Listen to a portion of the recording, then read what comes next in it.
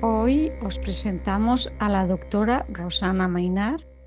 Es una persona también muy querida por mí. Ella ha acabado este año el curso de acompañamiento y duelo de Fundación ICLOVI y realmente es una persona que aporta muchísimo de sus experiencias y de sus experiencias acompañamiento en pacientes oncológicos, pacientes terminales y con una visión de que somos algo más. Rosana Mainar es una persona con una sólida formación en el campo de la medicina y ha podido comprobar en los hospitales que ocurren cosas que no se pueden explicar a través de la lógica, que pueden aparecer visiones en el lecho de muerte, hasta aparecer personas que aparentemente no existen y que interactúan con los pacientes y entre sí, y esperamos que os guste. También debería recomendaros una entrevista en el canal Somos Alma, espléndida, que tiene más de 1.400.000 visitas. Gracias, Rosana. Adelante. Buenos días, ¿sí? ¿Qué tal? Bueno, es un auténtico placer estar hoy con todos ustedes. No sé si os puedo tutear. Perfecto, perfecto, porque voy a estar más cómoda. Bueno, lo primero de todo, daros... A ver, ¿hacia dónde? Perdone. Al revés, perdón. ¿Tengo que ir hacia arriba? Vale, espera a ver si ahora...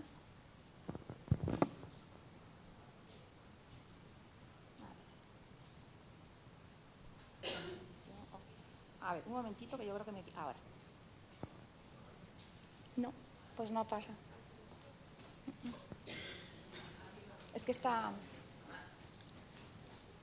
Perdonad que esto siempre me pasa, ¿eh? Yo y las nuevas tecnologías nos pasa siempre igual. Estaba, ¿no? Anda, ¿y eso? Bueno, pues yo voy dando las gracias. Ya está. Bueno, lo primero de todo, dar las gracias a los creadores del evento, a los papás del bebé que empieza hoy, que están aquí muy discretos ellos, en primera fila y calladitos, a Juanma Martínez Patiño, a su mujer Cristina Lite y a Bernardo, por haber contado conmigo, porque yo sé que me vieron en un vídeo que la doctora Luján Comas me entrevistó en Somos Alma. Este año he tenido el privilegio de ser alumna del curso de duelo y acompañamiento al final de vida de la Fundación ICLOVI. Y yo lo que os voy a comentar hoy, pues lo había contado en Petit Comité y la verdad es que después de asistir a un taller de Juanjo, de nuestro doctor, me dijo, Juanjo, lo tienes que contar. Y ya haciendo el curso, pues un día se lo comenté a la doctora Luján Comas y me dice, te tengo que entrevistar, esto lo tienes que contar. Y así he acabado aquí. Juanma, Bernardo y Cristina me vieron, contactaron conmigo y aquí estoy hoy con todos vosotros. Espero que mis experiencias os puedan ayudar y os puedan dar luz. A ver, le doy ya, ¿no? Vale. Bueno, pues quería dar los agradecimientos aquí y quería desearos a todos muy buenos días, porque hoy vamos a vivir experiencias del alma como almas que somos. Almas que estamos aquí encarnadas y, como dice nuestra amiga Luján, habrá también seguramente aquí alguna alma que nos estará acompañando. Pues para todos vosotros va mi exposición. Vamos allá. Bueno, ya os ha contado un poco María mi trayectoria profesional y la verdad es que mi trayectoria profesional coincide con mi trayectoria de avance espiritual, si así es. Primero me formé como médico de familia, ahora os lo contaré, en un hospital comarcal en Alcañiz, en Teruel. Y luego tuve la dicha de venirme aquí a Madrid a empezar a trabajar como médico de familia. Pero yo, que soy muy inquieta, me lié la manta a la cabeza y me volví a presentar al MIR de nuevo y hice geriatría, que es otra de las grandes especialidades y amores de mi vida. Y estando en geriatría hice un curso, bueno, un máster en cuidados paliativos, acabé trabajando en hospital, en una residencia, etc. Pero yo siempre he tenido la sensación que no lo sabemos todo cuando salimos de la facultad. Que precisamente los pacientes, aquí los compañeros que hay médicos lo saben, nos enfrentan todos los días a nuestras carencias profesionales y de cognición.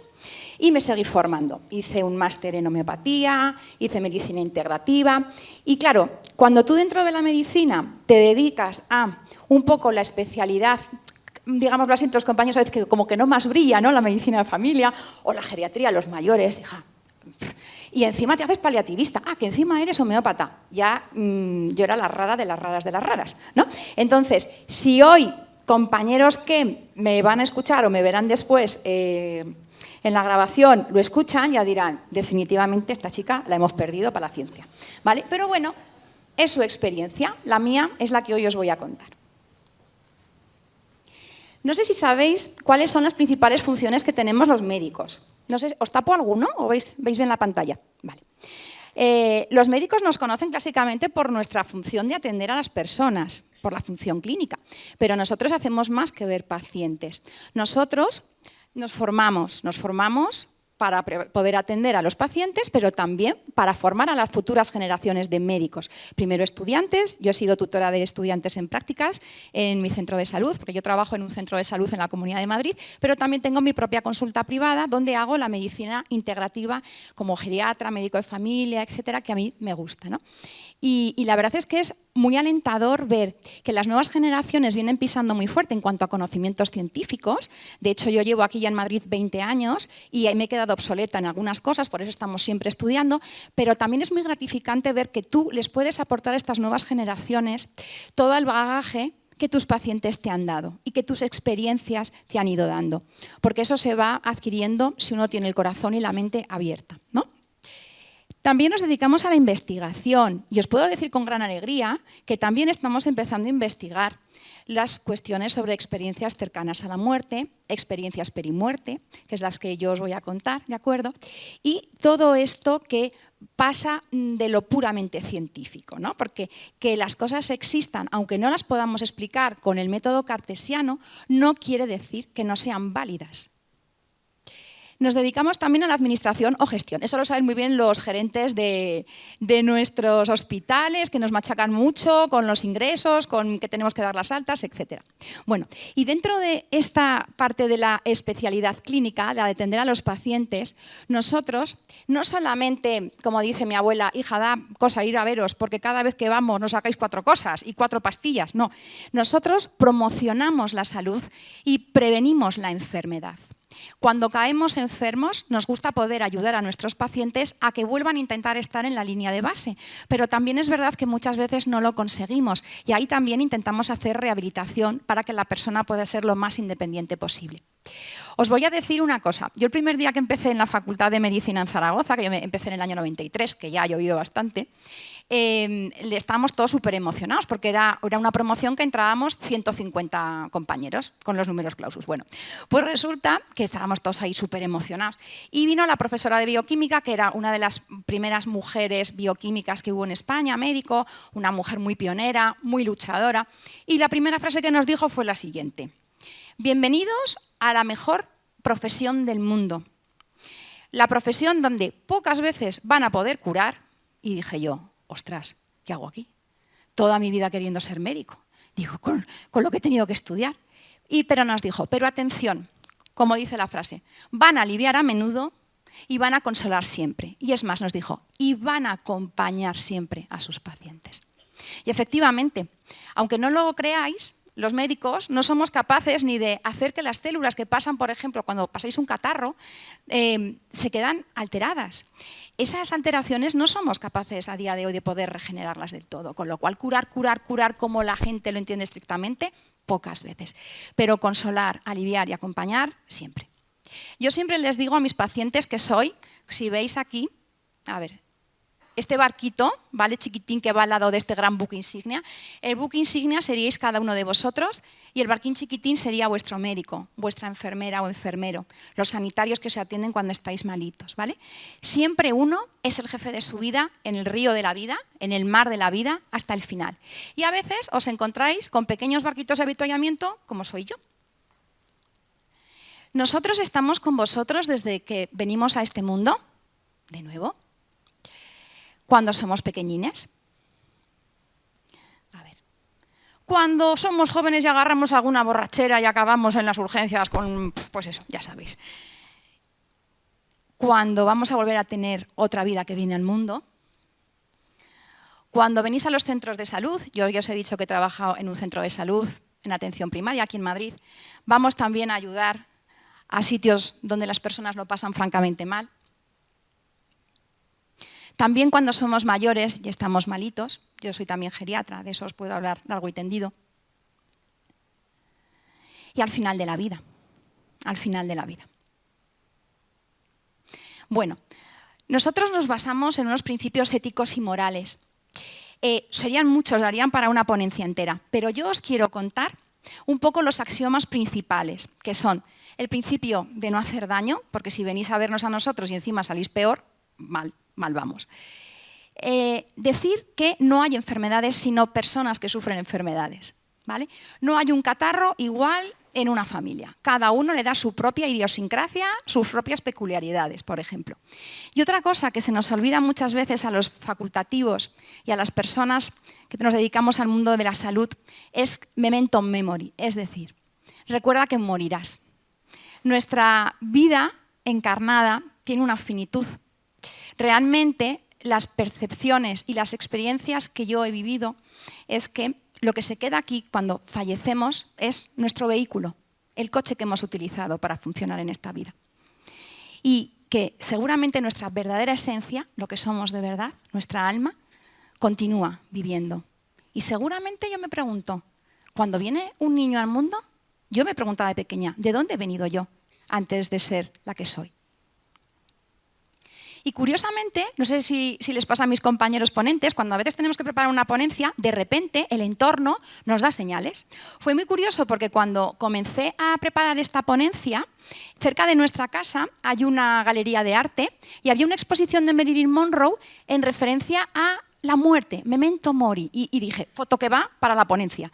Pero es que curiosamente Depeche Mode, el grupo de música británico que ha estado recientemente en Madrid y al cual tuvimos la suerte de poder ver, ha dedicado su disco a Andrew Fletcher, su teclista, que falleció de muerte súbita por un aneurisma de aorta, y han desarrollado todo el disco como una reflexión sobre el morir. El morir, la muerte, algo que se mete debajo de las alfombras. Si os fijáis, la sociedad lo que pide y lo que quiere es juventud eterna, está muy de moda ser médico estético, médico de regeneración plástica, todo esto. Pero ¿qué hay de lo que es la vida? ¿Vivir eternamente? Bueno, lo que a mí nadie me explicó es que podíamos ser barqueros. ¿Qué es eso del barquero? Bueno, pues no sé si lo sabéis, pero en la mitología griega y egipcia hay una figura que es el barquero, Caronte, le llaman los griegos, creo recordar.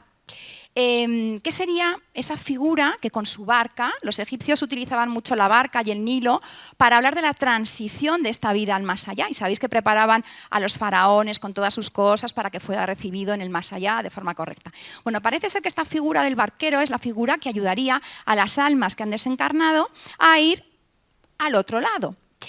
Revisando la bibliografía, os tengo que decir que me asusté, porque la figura del barquero da un poco de miedo cuando ves las fotografías, no en las egipcias, porque resulta que según la mitología griega y egipcia, ayudan a llevar las almas primero como sería el purgatorio cristiano, al inframundo, y allí decidir en función de la vida que ha llevado la persona si es merecedora de la gloria eterna o no. Entonces, con la ayuda de mi hijo, que por cierto lo tenemos aquí entre el público, sacamos fotos. Esta es del infierno de Dante, una imagen, ahí tenéis a Caronte, al barquero, pero él, con la ingeniería artificial, con la inteligencia artificial, me sacó esta imagen y dije, esta es más chula, la voy a poner, porque da un miedo.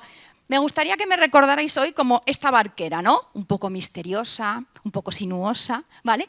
Que lleva a alguien hacia algún lado, pero mirad, van más barcos detrás, ahí vemos otro. Es decir, realmente cada uno de nosotros podríamos ser vaqueros si sabemos acompañar al final de vida a las personas que queremos y que tenemos cerca. Es curioso ver cómo en medicina mi sentido por mis propias experiencias cambió cuando me acuerdo que era estudiante de medicina y entraba con mi adjunto a una habitación donde el paciente estaba a punto de fallecer y el adjunto decía, bueno, aquí ya no podemos hacer mucho más, vamos a revisar los goteros, saludaba de forma cordial a la familia y se iba. Y eran mis compañeras de enfermería quienes se quedaban, ¿no? Entonces, realmente no te enseñan a afrontar la muerte. Entonces, ¿cómo puedes acompañar si no sabes afrontar la muerte? Facultad de Medicina de Zaragoza. Mi querida Zaragoza, que yo soy de allí, que tenemos también hoy un ponente de allí y sé que habéis venido gente de Zaragoza. Yo comencé en la Facultad de Medicina en el año 93 hasta el año 99, justo acabando el siglo, y allí el primer contacto que tenemos con la muerte es en la sala de disección. Yo casi me caigo para atrás el día que vi el cadáver. En primero y segundo de medicina, por lo menos en los años que yo estudié allí, teníamos un cadáver cada 5 estudiantes, ¿vale? Entonces, os cuento, no os voy a enseñar nada escatológico, no os preocupéis. La sala de disección era muy parecida a estas eran como unas cajas, urnas, no sé cómo llamarlo, que están llenas de formol y dentro están los cuerpos, los cadáveres, ¿vale? Los cadáveres se preparan. Bien, pues gente que ha decidido donar su cuerpo a la ciencia o gente pues, que ha sido recogida y que nadie reclama, etc. Entonces, se les prepara de una forma correcta, ¿vale? Se les mete en formol y el color se queda como verdoso. No es capaz de reconocer a esa persona. Entonces, yo, de verdad, no se me va a ir jamás en la vida la imagen de la primera vez que entré allí y me acuerdo que esto... Nunca mejor dicho, los muertos pesan un montón y yo ya veis lo chiquitina que soy. Entonces me acuerdo que nos poníamos 3 compañeras aquí y otras 3 para aquí, abríamos la tapa y teníamos una especie de anilla donde las 2 compañeras de delante y las 2 que estaban a los pies sacábamos el cadáver y lo poníamos encima de la tapa. El olor del formol no se te olvida en la vida. Es un olor tremendo, ¿sí? Y yo me acuerdo que me quedé tan impactada porque, claro, yo de repente en la segunda práctica pensé, Rosana, ahí ha habido alguien. Yo lo que veía era un cartón, era como un muñeco, pero ahí ha habido alguien. Sí que es verdad que tus profesores en anatomía te aconsejan y te explican que todo el respeto del mundo hacia esa persona que ya no está en las prácticas. Pero realmente yo eché en falta que alguien me contara cómo había sido el final de esa persona, ¿no? Cómo podría yo ayudar a las personas a trascender tranquilas. Y eso es algo que la vida y la experiencia me fue enseñando. Hice mi examen MIR, aprobé el MIR y cogí plaza de médico de familia para formarme en el hospital de Alcañiz Teruel. Este es el hospital de Alcañiz Teruel, no sé si lo conocéis. Y ahora este hospital va a ir han hecho uno más grande y creo que lo van a ampliar.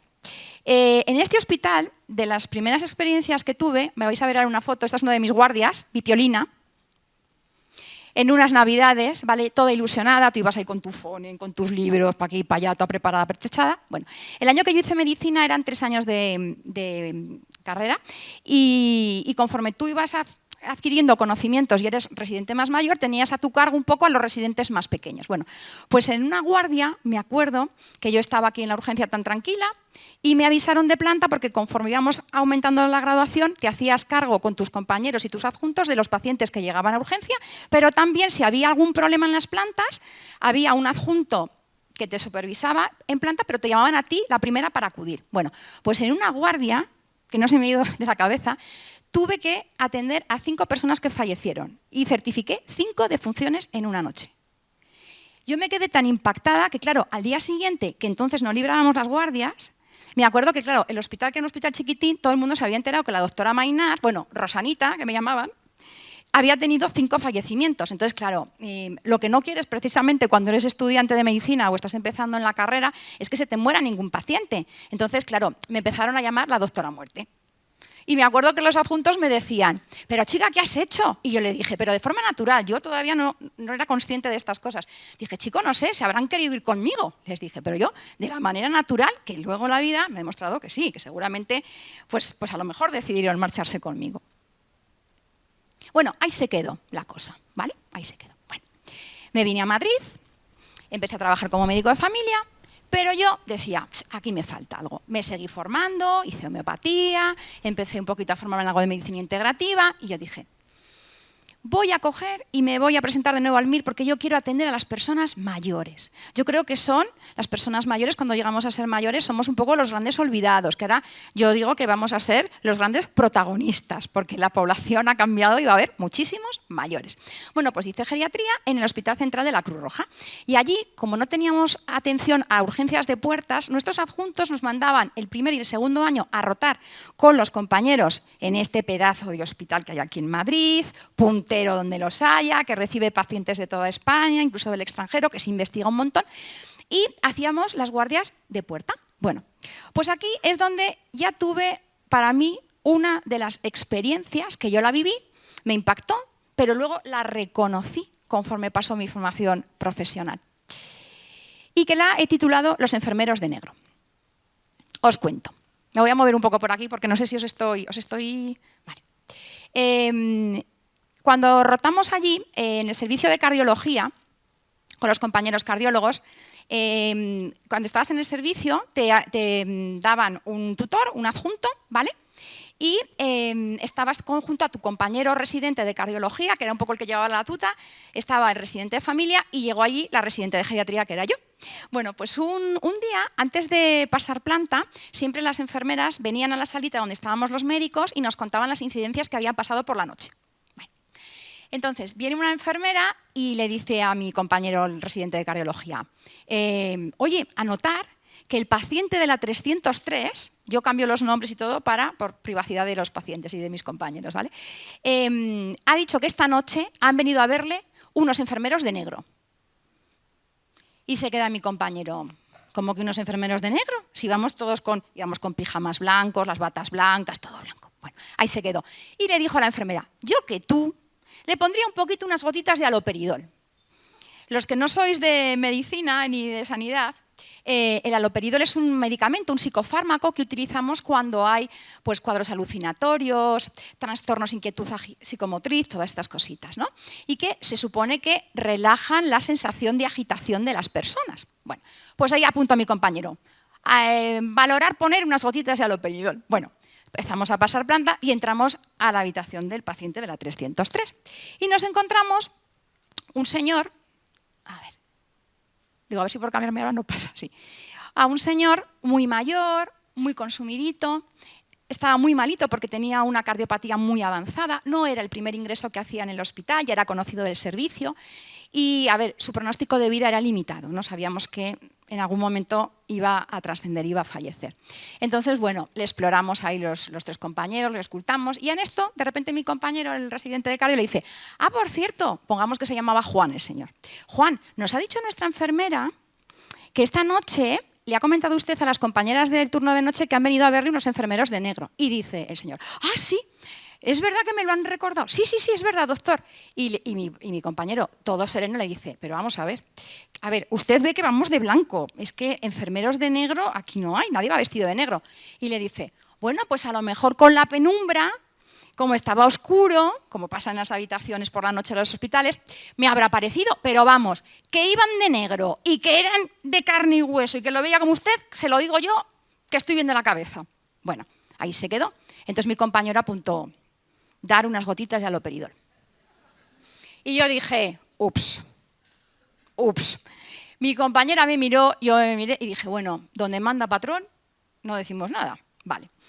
Bueno, ahí se quedó, lo apuntamos, lo dejamos como una anécdota. Es verdad que luego, hablando con la mujer del paciente, nos dice, oye, ¿está de un agobiado con lo de los hombres, con los enfermeros estos de negro? Porque es más, le preguntó mi compañero antes de salir de la habitación, bueno, Juan, ¿y en qué ha quedado con ellos? ¿Qué les ha dicho? Porque él nos dijo, es que han dicho que venían a buscarme. Y yo les he dicho, no. Yo no me voy si no me lo dicen mis médicos y no hablo con mi mujer ni mis hijos. Yo no me voy a ningún lado. Si eso vengan otro día. Ahí se quedó. Entonces, se apuntó al haloperidol, se dio haloperidol. A la mañana siguiente volvimos a entrar a trabajar a la planta. Y nuestra enfermera, la que nos había dicho lo de los enfermeros de negro, nos comentó que Juan, nuestro paciente, había fallecido esa noche. Bueno, yo los pelos de escarpias. Mi compañera, blanca. O sea, yo ya era la segunda especialidad que hacía y ya había habido alguna cosilla así. Pero blanca, o sea, blanca. El residente de cardiología tenía que mantener la compostura. Estaba una coincidencia, estaba muy malito, tenía fallo multiorgánico, bueno, cosas que nosotros decimos un poco para anotar en los certificados y tal. Bueno, pues ahí se quedó, ahí se quedó. Pero es que 2 días después vuelve la misma enfermera. Nosotros ahí apuntando las incidencias para pasar planta y nos dice: por cierto, doctores, ¿se acuerdan ustedes de los enfermeros de negro de Juan? Nosotros, sí, claro, ¿cómo nos vamos a acordar? Vamos, que aquello causó furor. Y dice: pues la paciente del fondo del pasillo, la de la 310, ha dicho que esta noche han venido a verla 2 enfermeros de negro. Bueno, no os podéis imaginar nuestras caras. Yo ya dije, bueno, esto casualidad, como que no, ¿eh? Porque los señores no se conocían y no habían hablado entre ellos. Y efectivamente, un día o 2 días después, la señora falleció. Eso se quedó ahí. Yo me acuerdo que nuestra adjunta, que era una cardióloga súper sabia, ya mayor, de estas de renombre, le dijimos: ¿qué ha podido pasar? Y dijo ya: no os preocupéis, esto pasa siempre.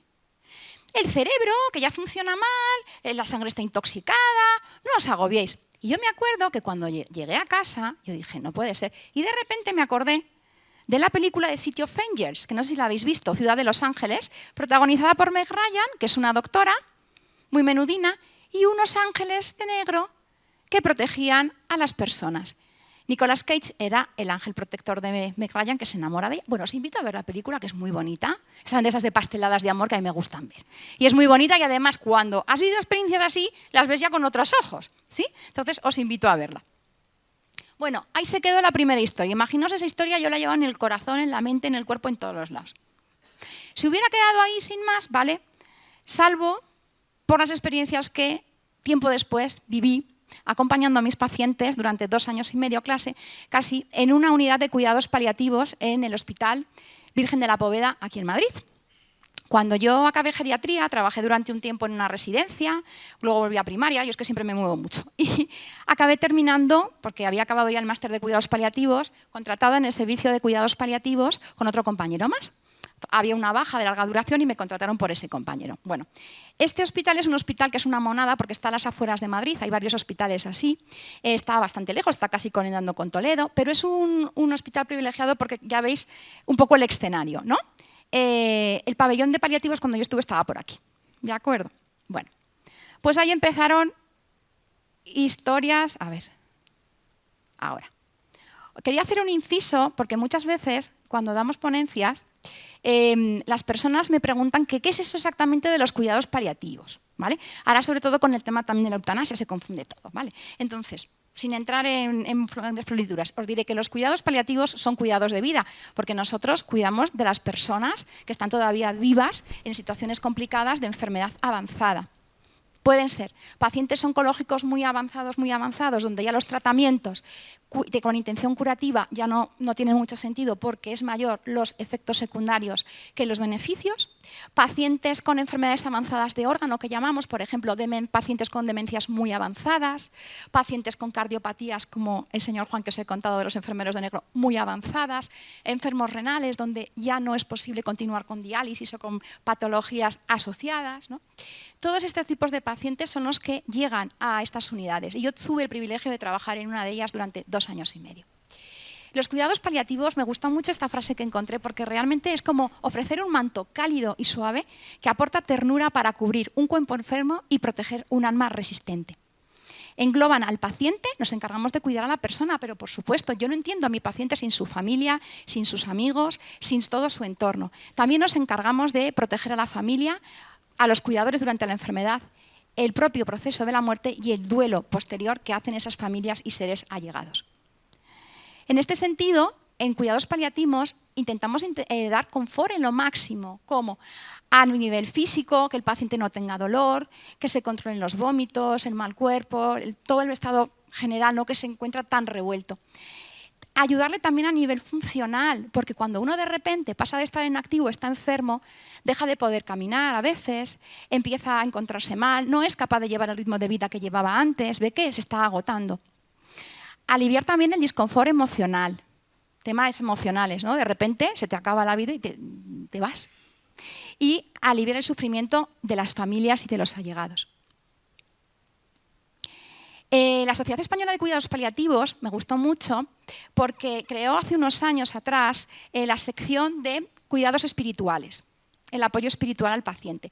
Las personas y los compañeros que nos dedicamos a los cuidados paliativos, como vimos experiencias que así nos lo certifican, nos estuvimos dando cuenta que fuera de toda religión, fuera de la creencia no del paciente, las personas cuando llegamos a situaciones críticas, como es el final de nuestras vidas, tenemos una necesidad de saber, de sentir, de ser valorados por cómo somos y por lo que hay dentro de nosotros. Tuvimos la suerte de que uno de los socios honorarios, el doctor Enrique Benito, que lo conoceréis también, que es un amor de ser humano, él es oncólogo y descubrió el maravilloso mundo de los cuidados paliativos, es uno de nuestros guías y aporta siempre un montón. Pues esta guía está disponible en la web si la queréis ver. Y volviendo a nuestras historias, después de este pequeño paréntesis, perdona que voy a ver cómo vamos de hora. Vamos bien. La primera historia gorda que vivimos allí la he titulado ¿Por qué no me dijiste que mi mamá había muerto? Y os pongo en antecedentes. Durante mi estancia allí, en la unidad, tuve la suerte de poder acompañar a una señora que era de origen sudamericano, tendría unos 50 y tantos años, 56 o así, y venía de otro hospital de la Comunidad de Madrid para tener un buen control de sus síntomas, porque además ella vivía sola con una compañera de piso. Era una señora que había dejado a su bebé, a su niña, muy chiquitina, al cuidado de su madre en su país de origen, y había venido aquí a España a vivir. Desarrolló un cáncer de cuello de útero, de cérvix, se le pusieron un montón de tratamientos, pero por desgracia y al final cada vez estaba peor y la situación no pintaba bien. Vino a nuestro hospital y yo tuve el privilegio de ser su doctora en aquel tiempo. Bueno, la historia está en que aquella niña que quedó en su país de origen fue criada por la mamá de mi paciente, por la abuela, ¿sí? Y esta señora estaba en nuestra unidad y de vez en cuando venía su compañera de piso a acompañarla y nos dijo la compañera de piso que había avisado, que ella no quería, la paciente, avisar a su hija de que estaba muy malita y que se estaba muriendo. No les quería dar aquel disgusto. Pero, oh sorpresa, la compañera de piso, que era un ángel de la guarda, llamó a la hija y le dijo, mira, tu mamá está francamente mal, yo que tú vendría. Porque ella no nos lo quiere decir, pero está muy malita. Y un buen día se presentó la hija en el hospital. Y yo me acuerdo que estábamos pasando planta y apareció. Os tengo que decir que mi paciente, cada vez que entrábamos a la habitación, estaba en un rincón en la cama, con una cara aterrada, mirando al techo. Estaba así siempre. Pero vamos, te daba miedo de ver en la cara. Y yo me acuerdo que con la psicóloga intentábamos entre las dos a ver si nos podía contar qué le pasaba. Bueno, pues al final nos la ganamos de alguna manera y nos dijo, porque no os lo quería decir, que ella veía trozos de carne colgando. Veía como si estuviera en una matancía, ¿no? Imaginaos la situación.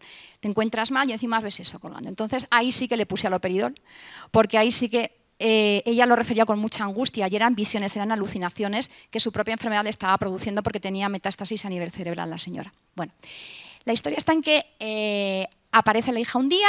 Nos quedamos todos muy sorprendidos, nos dice, mire, soy la hija de su paciente, vengo porque me he enterado que está muy malita mi mamá, pero les tengo que decir una cosa, doctores, se lo dijo a mi compañero y a mí que estábamos juntos pasando planta. Mi madre no sabe que su mamá, mi abuela, ha fallecido hace unas semanas. Por favor, no le digan nada todavía, porque me encuentro ahora que mi madre se va a marchar y no soy capaz de decirle que mi abuela ha fallecido. Estas últimas veces que habían hecho llamadas, le habíamos dicho que mi abuela estaba muy malita y que no se podía poner, que no se encontraba bien, pero que le mandaba muchos besos.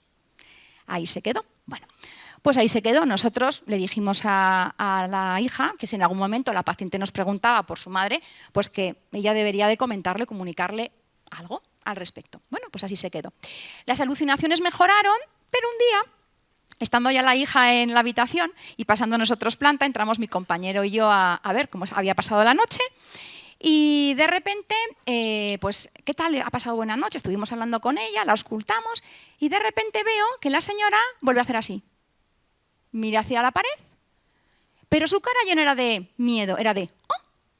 Y de repente le empieza a cambiar el color de la cara. Era un color muy pajizo, de estar muy malita y de repente era como si estuviera iluminada. Y yo dije, ay madre, que está otra vez viendo alucinaciones, está teniendo otra vez las alucinaciones. Y de repente, imaginaos, yo soy la paciente, mi compañero y yo estábamos a este lado de la cama y la hija estaba aquí. Y de repente la señora mira a la hija y le dice, cariño, ¿por qué no me has dicho que mi mamá ha muerto? La cara de la hija no fue hacia su madre de, bueno mamá, tranquila, no, nos miró como os voy a matar, porque lo que ella pensó es que mi compañero y yo, o alguien de nuestro equipo, se había ido de la lengua, o lo había soltado o el otro lo había escuchado. Yo casi me da un parraflús, porque como ya había vivido cosas así, dije, está viendo a su madre. Y cuando salimos de la habitación, la hija a los 2 minutos vino detrás de nosotros y nos dijo, bueno, qué poca vergüenza tienen, qué poco profesionales, el secreto profesional dónde está, tal. Y yo me acuerdo que mi compañero, porque yo a veces soy muy vehemente, me agarró y me dice, tranquila, tranquila, déjala que se desahogue. Se desahogó y ya cuando acabó de echarnos el chaparrón le dijimos, mire, es que nosotros no hemos ido. Es que le juro que no, que nadie, y es más, hablamos con el equipo y nadie le había contado nada. Porque nosotros hacíamos reuniones revisando la historia de los pacientes para todo el mundo trabajar coordinado y nadie había dicho nada. Y al poco rato de estar pasando la planta, la hija salió de nuevo de la habitación y vino a disculparse porque nos dijo que efectivamente nadie, le había dicho a su madre que nadie le había dicho nada y que ella estaba viendo a su mamá. Bueno, pues imaginaos. Y yo me acuerdo que cuando salí de la habitación, que era el rato del tomar el café, fui a la sala del café con mi compañero, me vieron mis enfermeras y dicen, ¿qué te pasa, Mainar? ¿Qué te pasa? Y dije, ¿a que no sabéis lo que nos ha pasado? ¿A que no sé? Porque claro, yo estaba alucinada.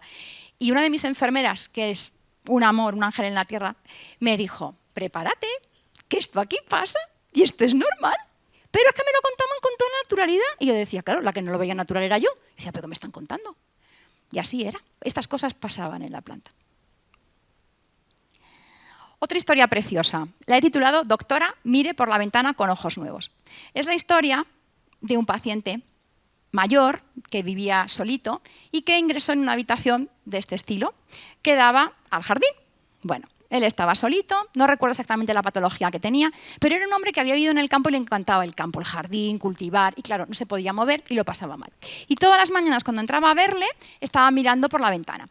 Y muy curioso porque de repente un día entro y me dice, y el hombre estaba mejor ese día, y me dice, ¿sabe, doctora? Yo creo que usted no lo puede ver, pero hoy el jardín es distinto. Y dije, ¿ah, sí? Y me dice, sí, no sé si lo ve, pero ahí al fondo hay un riachuelo, hay pájaros, hay mariposas. Y yo dije, uy, y yo miraba, digo, pues no hay riachuelo, no hay mariposas, no hay nada. Y es que él, yo creo que estaba en ese momento en el que la habitación mejoró, ¿de acuerdo? Y estaba empezando a ver el otro lado. Yo creo que veía algo así. Y yo dije, wow, wow. Y yo percibí que pronto nos iba a dejar, y así fue. Pero empezaba a ver algo más allá del velo, al otro lado. Otra historia tremenda en una de mis guardias, porque en mis guardias pasaba de todo. La he titulado Merezco morir con dolor. Es la historia de un paciente que llegó a una de mis guardias una noche de un sábado, frío de noviembre, que te mueres. Además, jugaba España contra no sé quién, con lo cual los celadores que estaban viendo en los descansos el partido se oía gol, gol, era una cosa. Y me llaman a las 2 de la mañana de una prisión de aquí de Madrid y me dice el enfermero de guardia de la prisión que nos va a mandar en una ambulancia a un paciente que le han dado ya el 3er grado, creo que se dice así, para fallecer en nuestra unidad y que estaba muy malito y que se había negado a tomar cualquier tipo de medicación. Bueno, se trataba de un paciente que yo he puesto al Quijote porque es que realmente era un paciente mayor de unos 80 y tantos años, muy alto, muy delgado, muy enjuto, tenía un cáncer de pulmón avanzadísimo y allí que a las 4 de la mañana me lo trae la ambulancia con la que estaba cayendo hasta allí y a la entrada del hospital, que era tal que así, ¿vale? Fuimos mi enfermera y yo a recibirle. Y lo primero que me dice es, ¿vas a ser tú mi doctora? Y le dije, sí, voy a ser su doctora. Pues no quiero que me dé absolutamente nada para el dolor. Nada, porque merezco morir con dolor. He sido muy mala persona. Y le dije, pero vamos a ver, pero yo que estaba acostumbrada a que estuvieran tranquilos, no tuvieran dolor, no tuvieran fatiga, nada, venía con una fatiga ahogándose, tampoco quería el oxígeno, y me dijo, yo merezco morir así. Y le dije, mire, yo no soy juez, ¿vale? No me interesa lo que le ha pasado. Yo ahora voy a ser su doctora y le voy a acompañar hasta el final y lo que haga falta. Permítame ayudarle. No hubo manera, o sea, no hubo manera. Entonces, me acuerdo que cuando pasó a la unidad, mis enfermeras decidieron ponerle al fondo del pasillo, que estábamos todo el rato yendo a verle, porque era tal los gritos de dolor que tenía, que claro, se despertó el resto de los pacientes y los familiares. Pero fue muy curioso porque yo me acuerdo que aquella noche fue terrorífica, porque yo pasé 40 veces, ya no sabía qué técnica de comunicación utilizar, nada, no había forma humana, tampoco me quería contar más, no me permitió llamar a familia, ni que le dejáramos contactar con alguien porque él era de Argentina, o sea, no hubo manera. Pero, oh sorpresa, no sé qué pasó por la noche, el ratito que conseguimos que se quedara dormido, que por la mañana, cuando yo entré en la habitación, era como si un ángel, algo hubiera pasado en la habitación.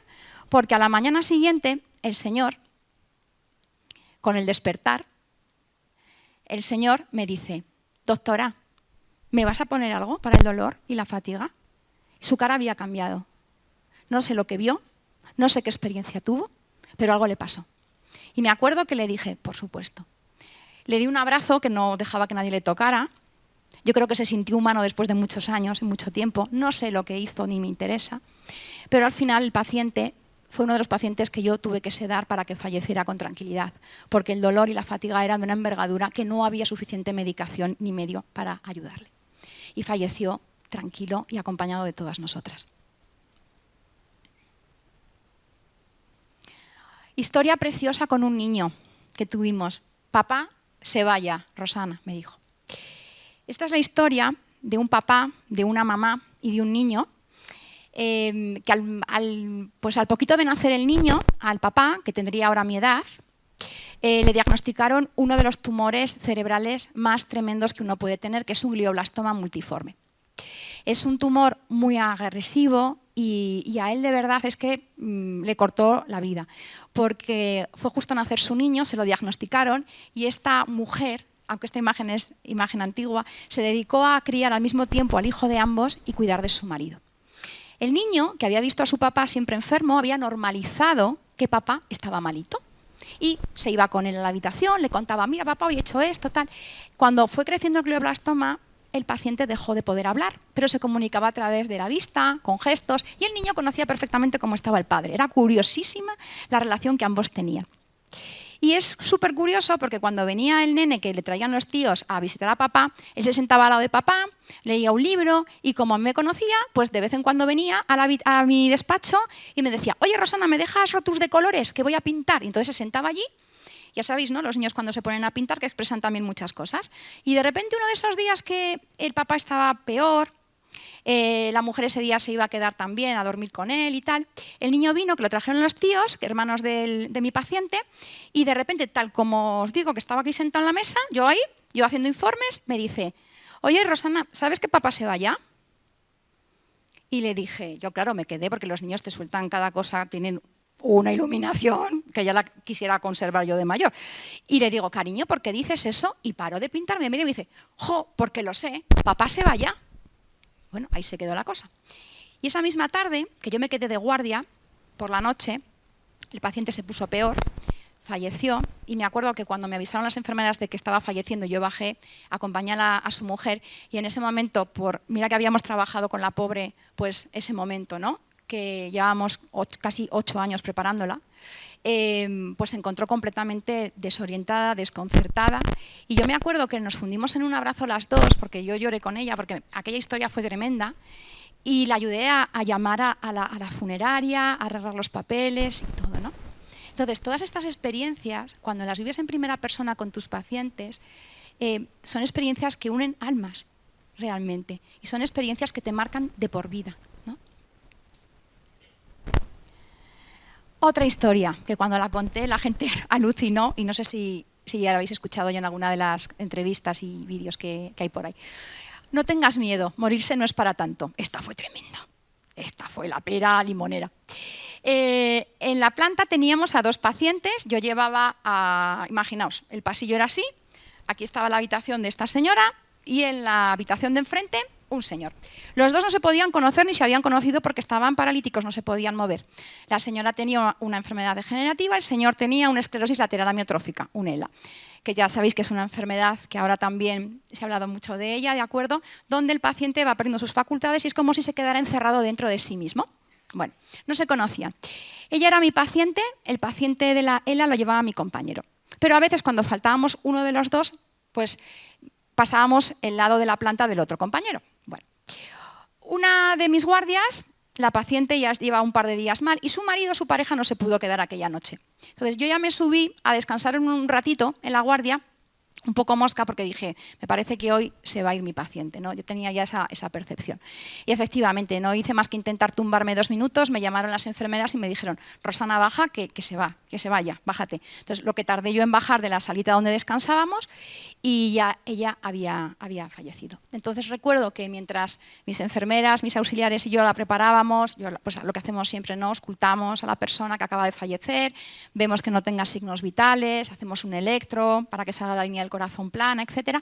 De repente estoy yo, pues ya como ya tenía estas experiencias tan insertas en mi ser, yo siempre me despedía y me despido de mis pacientes. Les digo que se vayan tranquilos, que vayan a la luz, que tranquilos, que van a estar mucho mejor, que todo está bien aquí. Bueno, entonces yo, claro, todo esto lo hacía mentalmente, ¿no? Como mandándole a ella el mensaje. Pues en esto que entra una de mis enfermeras, que la pobre le habían mandado de otro servicio al mío porque faltaba una compañera, y me dice, Rosana, cuando puedas. Pero estaba como aterrada. Digo, ¿qué le pasa a esta mujer? Sal y vete a la habitación de enfrente a ver al señor, que te va a contar una cosa, que lo vas a alucinar. Digo, bueno, déjame que acabe. Avisé al marido, le llamé por teléfono para que viniera el hombre con calma y tal. Y ya cuando me despedí de mi paciente, mis compañeras se quedaron preparando su cuerpo. Me voy a la habitación de al lado y le digo a la enfermera, bueno, ¿pero qué ha pasado? ¿Qué te pasa? ¿Se ha puesto malo el señor? Me dice, no te lo cuento y yo no entro ahí. Ya te contará. Bueno, entro a la habitación del paciente, me pongo como a este lado de aquí, ¿vale? Y el hombre, ya os he contado, tenía una ELA muy avanzada y entonces estaba completamente quieto, podía mover un poquito la cabeza, los ojos y hablaba muy en susurros, ¿no? Hacía, tengo sed, ¿no? O te decía, me duele tal sitio, ¿no? Las percepciones que él recibía. Bueno, pues la historia está que estando yo ahí le digo, imaginaos que se llama Luis el señor. Luis, ¿qué tal? Que soy la doctora, que soy Rosana, ¿qué tal? ¿Qué pasa? Y me dice, acaba de entrar una señora rubia, la paciente que tenía yo era rubia y tenía un tatuaje aquí. Y dice, era muy característica, la veías y no se te olvidaba. Dice, rubia, tiene una marca, y me señalaba el brazo, y dice, ¿ahí? Dice, yo creo que es un tatuaje. Y me acaba de decir que morirse no es para tanto, que no tenga miedo. Y yo, claro, como ya estas cosas pues las había vivido, ya no me dio tanta chus, ¿no? Ya no, pero dije, no me extraña que la pobre enfermera haya salido por patas. No me extraña nada. Porque, claro, yo le dije, digo, ¿y te ha dicho algo más? Dice, no. Y había otro señor que compartía habitación con él, pero les echábamos la cortinita para que pudieran descansar. Y entonces el otro señor estaba rojo y no se había enterado de nada. No lo pudimos verificar. Y le dije, ¿y hacia dónde se ha ido la señora? Y me dice, y me hacía así, como hacia la ventana, ¿no? Que estaba allí. Me hacía así, allí.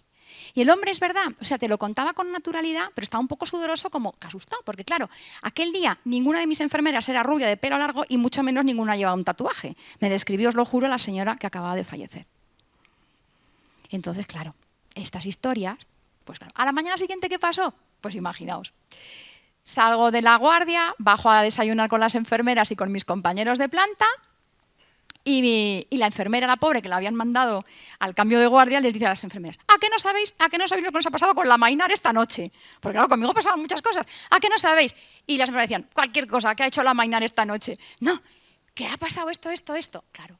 Y entonces mis enfermeras decían, ponle un poquito de aloperidol al paciente. Y yo, que no le ponga aloperidol al paciente, que no le ponga aloperidol, que el hombre ha vivido una experiencia y doy fe de que la ha vivido, que no hay nadie que lleve el tatuaje ni ese pelo.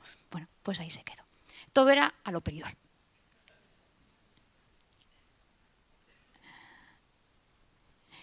Una de las últimas historias que viví, hay más, pero he destacado un poco las más llamativas, ¿no? También para vosotros. La he titulado Que venga Pablo. La historia es la de una señora mayor con un cáncer muy avanzado, una señora mayor que era un regalo tenerla en la planta, porque era la típica mamá gallina caponata, amorosa, con 13 hijos, los hijos con sus respectivos hijos, todos ahí en la habitación, nunca se quedaba sola. O sea, entrar en su habitación era una fiesta, o sea, ibas para hablar con ella muchas veces, porque era tal la sabiduría que aquella mujer tenía, y la mujer sentía desde hacía tiempo que se iba a marchar. Pero los que no lo entendían eran los niños, sus polluelos de 50, 60 y tantos años, claro, la señora era ya mayor. Entonces, un buen día, nuestra paciente, que era un amor, nos dice: oye, hijo mío, a uno de los hijos mayores, llama a Pablo. Pablo era el nieto mayor que ella había criado y que vivía y trabajaba en París. Y le dice el hijo: pero mamá, ¿tan mal te ves como para tener que llamar a Pablo, que ya sabes que tiene que venir desde París, dejar el trabajo y tal? Y dice: yo creo que sí, cariño, llama a Pablo. Bueno, pues un día de mi guardia, para variar, sábado, estaba también aquella enfermera que me dijo: estas cosas pasan aquí. Estábamos las dos juntas de guardia y la mujer de repente pasa de estar de un estado que estaba siempre fatal a de repente aquella mañana, ¡oh, sorpresa!, se levanta toda pletórica. Y yo dije a mi enfermera: oh, ¿sabéis, no? Lo de la mejoría premortem. Eso existe. Doy fe. Y dije: Dios mío, hoy toca. Hoy toca o mañana. Estábamos las dos de guardia. Venía Pablo desde París, era la gran expectación de la planta, íbamos a conocer todos a Pablo. Entonces, aquella tarde aparece Pablo. Pablo se había cogido el avión, había cogido tren, había cogido coche, autobús, bueno, había hecho lo indecible por llegar. Bueno, no os podéis imaginar, y habían venido además esa tarde toda la familia. O sea, es verdad que en paliativos siempre somos mucho más abiertos a las visitas, vienen nuestros animalitos de compañía, vienen los niños. Hombre, qué menos, ¿no? Qué menos. Bueno, pues ella habitación era una fiesta directamente. Y la señora, a pesar de lo malita que estaba con su tonito más animado, ¿vale? Entró Pablo en la habitación, no hubo nadie más que Pablo. No os podéis imaginar ese abrazo, que he cogido esta foto que he encontrado, y lo que pasa cuando dos abrazos de dos humanos se juntan, ¿no? Los campos magnéticos, que esto está estudiado del corazón, cuando tú abrazas a alguien durante unos largos segundos, resintoniza todo, resintoniza el alma, y es verdad. Ese abrazo, hubo un llanto, un lloro, lloraron los hijos, lloró todo el mundo. Y fue súper curioso porque la mujer ya se quedó como tranquila. Y mientras todos le preguntaban: bueno, ¿qué tal Pablo por París? Tal, no sé qué tal. La mujer, mi enfermera y yo nos fuimos a la habitación y enseguida el hijo mayor nos llamó y dicen: doctora, entre, que dice mi madre que quiere hablar con ustedes. Entonces me acuerdo que entre el bullicio nos acercamos, me dijo así con el dedito, me acerqué a ella y me dice: mira, Rosana, cógete mi monedero que está aquí en la mesita de noche y llévate a todos mis chicos a merendar, lo que quieran, que hay bastante dinero, café con leche, churros, porras, lo que sea, le dije yo, porque yo percibí que se iba a marchar. Y me acuerdo que le dije: ¿no quieres que me quede contigo? Y dice: no. Y a mi enfermera le dijo: tú te vas a quedar, ¿verdad, cariño? Y dice: no lo dudes, se quedó. Bueno, me veis a mí aparecer por el pasillo del hospital, en la cafetería, que era una cafetería gigante, con toda la familia. Yo parecía ahí una matriarca, con el monedero. O sea, ¿qué hace una doctora con el monedero de un paciente allí?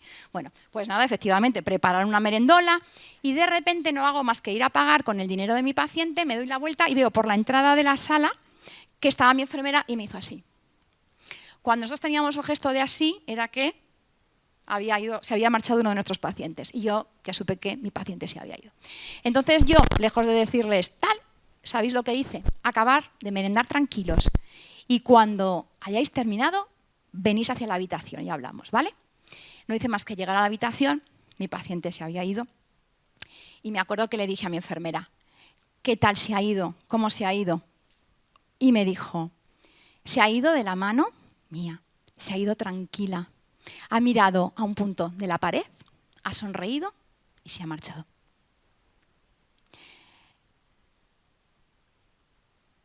Yo creo que vio a alguien, tal como me lo contó mi enfermera. Ella estaba muy enamorada de su marido, que la había dejado bastante joven al cuidado de todos los pequeñajos que tenían. Y cuando llegó la familia, pues imaginaos, ¿no? Mamá se había ido, pero recuerdo aquella despedida como una despedida natural, ¿no? Como una despedida de: hasta luego, mis niños, ir a merendar, que nos veremos pronto. Una despedida preciosa.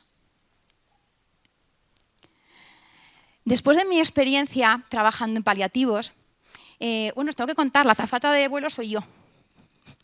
Os voy a contar, no os lo iba a contar, pero os lo voy a contar, porque claro, esto lo cuento fuera de un ambiente así de amigos, que ya dicen: pobrecita mía, con lo que cuenta y lo que interpreta. Pero son mis experiencias, yo cuento mis experiencias, no le digo a nadie que se las crea ni no, yo os cuento lo que yo he vivido. Bueno, os puedo decir que eso lo aprendí también de Juanjo, que cuando trabajas acompañando a gente al final de vida te quedas muy cansado, Yo me acuerdo de ver en un taller a Juanjo, que tuve el privilegio de acudir, y le veía muy cansado después de hacer las sesiones que hace su terapia del alma, ¿no?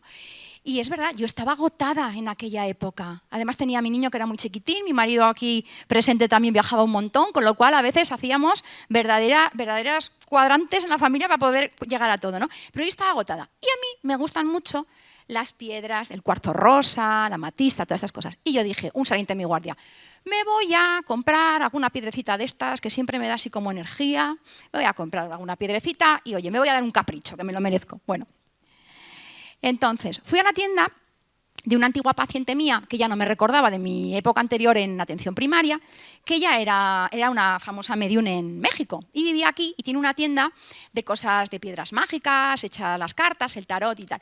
Y fue muy curioso porque hacía bastantes años que no lo veía, no me veía. Y entré a la tienda y dije, ay, va, si es la tienda de mi antigua paciente. Bueno, yo no dije nada y entré. Y salió un chico a atenderme. Y me dice, ¿qué le pasa? Y le dije, pues mire, que querría comprarme alguna piedrecita, yo no sé si por mi horóscopo o tal, me gusta mucho el cuarzo rosa, tal. Y de repente me dice, ay, le va a atender mi madre, que ella sí que controla. Y entonces salí de la trastienda y veo a mi paciente. Yo no le dije, porque ella no me reconoció en aquel momento, que había sido su doctora, habían pasado ya unos cuantos años. Total, que de repente, os imito el gesto de ella, sale de la trastienda, se queda así, me mira, hace así, y le dice al hijo, ¿qué quiere esta señora? Y le dice, viene a comprarse una piedra o que le dé energía. Dice, esta señora acompaña a gente que se va. Y yo así. Y dice el hijo, ah, es usted azafata de vuelo.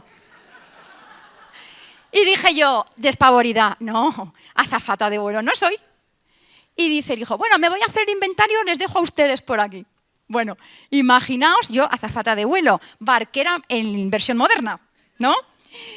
Y de repente que me diga que me acompaña gente. Y claro, yo cuando ya nos quedamos a los en petit comité, me dijo, pues mira, yo te aconsejaría el ojo de tigre, tal, que de hecho me hizo un colgante y lo llevaba luego en mis guardias en paliativos, las llevaba, y me dio varios consejos. Y de repente le digo, yo no soy azafata de vuelo, digo, no sé si usted se acuerda de mí. Y me dice, no. Y le dije, yo he sido su médica de familia, tal. Dice, ay, va, es verdad, tal. Y se dio mucha alegría. Y de repente le digo, yo trabajo, y me dice, no me lo digas, tú ayudas a trascender a personas. Y le digo, ¿y por qué lo sabes? Y me dice, porque vienes acompañada de varios de ellos. Yo llegué a casa con mis piedras y dije, vamos chicos, o sea, entré diciendo, venga, vamos todos para adentro. Y ella me dio trucos, me dijo, mira, cuando te duches, te bañas, para reequilibrar también un poco la energía, que sabéis que somos energía, esto es ciencia. La energía ni se crea ni se destruye, únicamente se transforma. Bueno, pues me dio consejos que me valieron y claro, yo me acuerdo que llegué a casa, cogí el teléfono y llamé a mi hermana, que tenía una llamada ya perdida, y le digo, ¿a qué no sabes lo que me han contado? Me dice, no empieces con tus historias. Y cuando le dije que me había dicho esto, aquella persona dice, mira, que no me cuentes a mí esto. O sea, claro, es que está entre tu propia familia, quedas un poco en entredicho también a veces. Bueno, pues esta es la azafata de vuelo que tenéis presente. Y las historias continúan. Ahora trabajo en consulta en atención primaria, trabajo en mi propia consulta privada, sigo teniendo pacientes que van a trascender también y me siguen pasando cosas preciosas. Me pasan cosas preciosas como que hace poco una paciente que tengo, mayor, que tiene alucinaciones por su enfermedad, ella ve también muy mal, ¿no? Hay un síndrome que en medicina, ese síndrome, me corregís compis, ¿vale? Si me confundo, Charles Bonnet, ¿no? Que es personas que no ven, pero que ven cosas, ven personas, tal. Entonces, el geriatra que la lleva me dice, nada, es ese síndrome de Charles Bonnet, nada, le pones Risperdal o aloperidol. Digo, joder, con el aloperidol, de verdad, o sea, el aloperidol me persigue. Digo, vale, que sí, que sí. Entonces, la mujer las vive con un poquito de miedo, pero es verdad que hace poco, vale, es verdad que hace poco me dice mi enfermera que fue a hacerle una cura y tal, y me dice, oye, que me ha dicho nuestra paciente que, porque yo siempre que voy le pregunto, pero las personas que entran a tu habitación y que te hablan, ¿las conoces? Y me dice, no sé quiénes son, me dan un poco de miedo, no me hacen daño, se acercan y me acarician, pero no me hacen daño, pero claro, la mujer no ve, pero ve eso. Y el otro día le dice a mi enfermera, han venido a verme mis hermanas. La señora tiene 90 y muchos pacientes. Y tiene a toda su familia en fotografías en el salón. Y ya no tenía miedo, estaba tan tranquila. Entonces mi enfermera, que también es un poco parecida a mí, me lo contó y dice, ya sabes, ¿no, Rosana? pronóstico más cortito de vida. Digo, bueno, vamos a ver, ahora está muy tranquila y está viendo a sus hermanas, está feliz.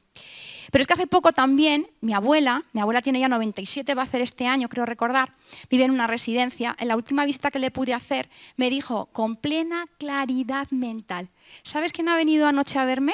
Mi mamá, mi madre. Y me ha dicho, venga, María, vámonos. Y le he dicho, no mamá, déjame un poquito más estar, espérate un poquito más. ¿Hasta qué punto somos capaces también de trascender cuando queremos, ¿no? ¿Y la ciencia y la medicina, para acabar, qué dice al respecto de todo esto? De las experiencias en el lecho de muerte o perimuerte. Pues nos dice bastantes más cosas de lo que podéis creer. Este es Mario Vidal, que es un comunicador, y él también decía que eso, que a veces cuando uno vive experiencias y está en contra del pensamiento y criterio global, uno a veces tiene ganas de gritar a los cuatro vientos, estáis todos equivocados, no sabéis lo que os estáis perdiendo, ¿no? Pues eso es un poco lo que yo le diría a los compañeros que critican. El doctor Luc Montagnier, que fue premio Nobel de Medicina por descubrir el VIH, ¿de acuerdo? También dijo frases tremendas, como buen científico, que es que no se puede suprimir una parte de la ciencia porque no concuerde con los dogmas. Incluso Antonio Machado decía que es propio de mentes medianas embestir contra todo aquello que no les entra en la cabeza. Y esto es de un fragmento de un libro que no recuerdo quién es el autor, que si estáis por aquí y sois alguno el autor, os pido permiso para comentarlo. Decía este compañero que cree que hemos llegado a una era de transición en nuestra sociedad y que hemos de tener el coraje de abrir nuevas puertas y admitir que nuestras actuales herramientas científicas son inadecuadas para muchas de las nuevas investigaciones. Y eso es lo que está pasando. Y yo buscando en la literatura científica, los médicos tenemos como una biblioteca nacional, que es lo que mandan aquí son los americanos, que son los que mandan, PubMed, que podéis buscar en internet, si buscáis PubMed y hacéis, aquí podéis escribir las búsquedas. Yo busqué y dije, bueno, para mis allegados y las personas que van a venir a escuchar esta charla, vamos a buscar si hay algo al respecto. Y sí que lo hay. Hay estudios y varios. Hay en Suecia, tenemos aquí una persona de Suecia, hay un estudio que han publicado unos compañeros de paliativos sobre visiones al final y sueños al final de la vida, donde los compañeros recogen de manera sistemática el acompañamiento al final de la vida de sus pacientes y donde muchos de ellos ven que efectivamente lo que os he contado es lo más normal y natural. Algunos de ellos lo achacan a que el cerebro ya está funcionando mal y que están intoxicados por la medicación, pero otros dicen que realmente notan que esas personas que viven esas experiencias tienen un gran alivio al final de sus vidas. Hay más publicaciones, si podéis ver. Hay también sobre visiones que tienen los niños al final de su vida en unidades de cuidados paliativos y oncología y muchísimas cosas si buscáis. O sea que ciencia hay. Y destacaros dos autores, dos compañeros nuestros americanos. El doctor Christopher Kerr escribió un libro a raíz de la experiencia del trabajo en la unidad de cuidados paliativos que él dirige en Buffalo, si no recuerdo mal. Él es internista, pero dirige ese hospital. Se titula Morir. ¿Es un sueño realmente? Bueno, la muerte no es más que un sueño, dice él, y encontrar esperanza y significado al final de la vida. En el estudio que hizo el doctor Kerr, Ahora, a lo largo de 10 años, con su equipo de investigación, registraron las experiencias al final de la vida de 1.400 pacientes y familias. Y vieron que más del 80% de sus pacientes, sin importar el ámbito social, religioso o creencias, eso doy fe porque en mi unidad de cuidados paliativos había de todo tipo de personas del mundo, creencias, fe, etcétera, tuvieron esas experiencias al final de la vida que parecían implicar algo más que sueños extraños. Ellos además se acordaban perfectamente de lo que habían visto, ¿sí? Y eran muy vividas, significativas y transformadoras. Y aumentaron conforme se acercaba más el momento de fallecer. Incluía visiones de sus padres, sus madres. Las madres vienen mucho a recogernos cuando vamos a trascender. Mascotas también en los niños. Y había sensaciones posteriores de mucho amor, irse en paz, ¿no? Traían consuelo, apoyo y aceptación también a los familiares acompañantes. La doctora Emily Williams es psiquiatra y ella está en la Universidad de Virginia y ella también ha recogido experiencias así con su equipo. Además es una psiquiatra que a mí me gusta mucho porque tiene la mente súper abierta. Ella trabaja también, por ejemplo, cómo el duelo puede hacer que la gente de repente se quede con canas, completamente canosa. Tiene un estudio con los dermatólogos y es muy curiosa porque ella llegó a las mismas conclusiones que el doctor anterior, con Christopher, ¿vale? Y es tan abierta de mente que ella incluso ha hecho, que os lo quería traer y os lo he escrito, una investigación de las médiums que dan información a través de personas que han fallecido. O sea, esto ya está recogido a nivel científico también, con que mirar la apertura que tienen en otros países. Y lo mismo, las conclusiones son muy parecidas. Encontró lo mismo, encontró exactamente lo mismo. Y un pope que alguno de vosotros habéis tenido el placer de conocer hace poco, el doctor Pim Van Loewel. El doctor Pim Van Loewel, si no conocéis su libro, os acompaño y os invito a que lo leáis. Consciencia más allá de la vida. Él es cardiólogo en los Países Bajos, holandés, y él experimentó con sus pacientes ECMs que alguno de ellos le empezó a contar. Y el hombre dijo, aquí hay algo. Empezó a investigar y, de hecho, aquí tengo a un compañero, a Jorge Borbano, que habló con él, me comentaba que el doctor Pim Van Loewel, cuando estuvo hablando con Jorge, le dijo que allí en Holanda los niños en las escuelas estudian y leen este libro. ¿Y en España tenemos referentes? Por supuesto. Os invito, si no conocéis, a que escuchéis a la doctora Lola Aparicio, que ha recogido en una serie de investigaciones en sus pacientes de atención primaria. En el libro, el final es el principio. Ella es amiga y mujer generosísima donde las haya. Ella trabaja en Málaga, es médica de familia como yo, y ella ha recogido en su libro las experiencias de múltiples pacientes y cómo la muerte está perfectamente diseñada. Ella dice que igual que al nacer el niño se voltea, gira, baja y sale por el canal del parto de la mamá, la muerte está perfectamente diseñada. Y os invito de verdad, es un libro muy ameno, no da miedo para nada, y leedlo, porque invita a la reflexión. Y para finalizar, pequeñas conclusiones. La vida y la muerte no están herméticamente separadas. Esto es un continuo, por lo menos así lo vivo y lo he experimentado con mis pacientes. Muchas veces el exceso de vida nos condena y la muerte inhibida resulta fatal. Y solo cuando la vida y la muerte se dan de la mano puede continuar la historia. Deberíamos de educar en la vida y en la muerte desde que somos pequeños, para que así el niño, cuando a los 10 años es consciente de que su perrito, su papá, un amiguito se ha marchado y no va a volver, y es un trauma que muchos niños a los 10 años tienen respecto a la muerte, no sea un trauma, sino que seamos más conscientes de que somos seres viviendo experiencias mortales. A nivel de médicos y sanitarios, ¿qué quiero transmitir a mis compañeros?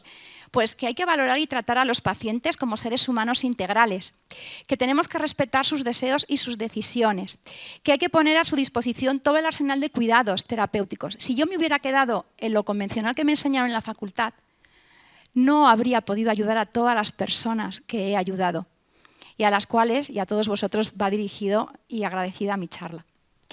Y que hay que adaptar los cuidados y las necesidades a todas las personas en función de sus deseos y necesidades. Que tenemos que acompañar a todas las personas hasta el final de sus días. Yo ya he aprendido que perdí mucho cuando salía de las habitaciones y dejaba morir a los pacientes con sus familiares. Cuando yo aprendí a estar allí, como lo hacen mis enfermeras, mis auxiliares, me vuelvo más rica, más humana y elevo mi nivel espiritual y el de las personas que acompañan. Hay que estar con las personas hasta el final. No os perdáis la vida de vuestros seres queridos si podéis hasta el final. Acompañadles, porque eso os va a hacer grandes y os va a aumentar a nivel espiritual. A ver, vale. He acabado de leer un libro muy interesante de una rabina judía, un poquito más mayor que yo, que se llama Delphine Aubier, que tituló su libro Vivir con nuestros muertos. Ella estudió medicina, pero lo dejó y se formó en filosofía, en metafísica, en otras materias, y es muy curioso porque ella, como rabina, ya vive en París, acompaña a los pacientes al final de vida y cuando no llega acompaña a los familiares. Y tiene unas conclusiones muy bonitas acerca de estas situaciones, para que veáis que desde distintas culturas todos compartimos un mismo sentir a la hora del trascender. Y ella dice, cuando cuenta su libro, dice, en eso consiste mi función. Acompaño a mujeres y a hombres que en un momento crucial de sus vidas necesitan narraciones. El papel del narrador es quedarse junto a la puerta para asegurarse de que permanezca abierta. Espero yo también haber sido una buena narradora, dedicarle unas palabras de agradecimiento a Juanjo, porque el día que tuve la suerte de estar con mi cuñada en una sesión que estuve con él me abrió el alma y me dijo que tenía que contar lo que hoy os he contado. Agradecida a la doctora Luján Comas, que hace poco dijo en una ponencia que todo lo que uno aprende es para darlo. He tenido este año la suerte de ser una de sus alumnas. Agradecida, como no, al doctor Pimba Lowell, que pude seguir sus ponencias hace poquito y dijo claramente al final de una de ellas: no nos callemos, compartamos nuestras vivencias y conocimientos para cambiar la conciencia del mundo. Tenemos que cambiar la conciencia del mundo. Si la gente viviera la muerte como continuidad de la vida, que lo es, sabiendo que vamos a seguir vivos a pesar de que dejemos aquí nuestro coche, el mundo sería mucho más maravilloso y las vivencias de todos cambiarían. Recordar que somos seres espirituales viviendo una experiencia humana, como decía Tiglath de Chagdá hace ya muchísimos, muchísimos años. No tenemos un alma, somos almas y lo que tenemos es un cuerpo que se va a quedar aquí. Un recuerdo muy especial a uno de los últimos pacientes que atendí en paliativos en su domicilio de atención primaria, Ricardo, que fue muy bonita la experiencia porque ahí yo plenamente acompañándole, ¿no?, en sus últimos días, él me dijo: mira, Rosana, yo ya tengo todo hecho, he cumplido mis 80 años, que era donde quería llegar, he visto la comunión de mi nieto, soy creyente, creo que hay algo más. Y yo le dije, tuve el valor, es la primera vez que he tenido el valor de decirle claramente a una persona: ¿y si yo te dijera que van a venir a buscarte? ¿Y si yo te dijera que no vas a estar solo, no tengas miedo? ¿A quién quieres más? ¿A quién has querido más? Dice: jo, si viniera mi madre sería fantástico. Y hace poco, cuando falleció, que por desgracia no pudimos tenerle mucho más tiempo en casa, falleció en una unidad de cuidados paliativos, su mujer y su hija, que también son pacientes mías, me trajeron este detalle de parte de él que había dejado para mí y me dijo que para él había sido como un faro que les había iluminado y les había ayudado a trascender. Y él me dijo a su hija que se fue tranquilo, con lo cual algo yo creo que por lo menos hacemos bien los médicos de vez en cuando. Y una frase de otro paciente mío, joven, que se marchó el año pasado, de Luis, que su familia me trajo el recordatorio de cuando daban a los familiares, ¿no? Y os la voy a leer porque para mí resumen muy bien todo esto. El autor es desconocido y la frase dice lo siguiente: la vida se construye a base de experiencias compartidas y tú ayudaste a construir parte de la mía. Créeme, nunca habrá distancia entre nosotros. El pasado será siempre hoy. Y este es el último libro que estoy leyendo, de Brian Weiss, que sabéis que tiene un montón, y de aquí me quedo con estas frases. Es curioso cómo la experiencia puede iluminarnos y volvernos humildes. Cuando tú lo vives, ¿verdad?, los compañeros que vais a contar vuestras ECMs, ya no hay duda. Por mucho que te digan que no es real, no hay duda. Menos mal que la experiencia personal puede ser más fuerte que la creencia, eso me pasó a mí, y en cuanto experimentamos, sabemos. ¿Es verdad? Este es mi contacto, que he traído tarjetas por si queréis que os deje.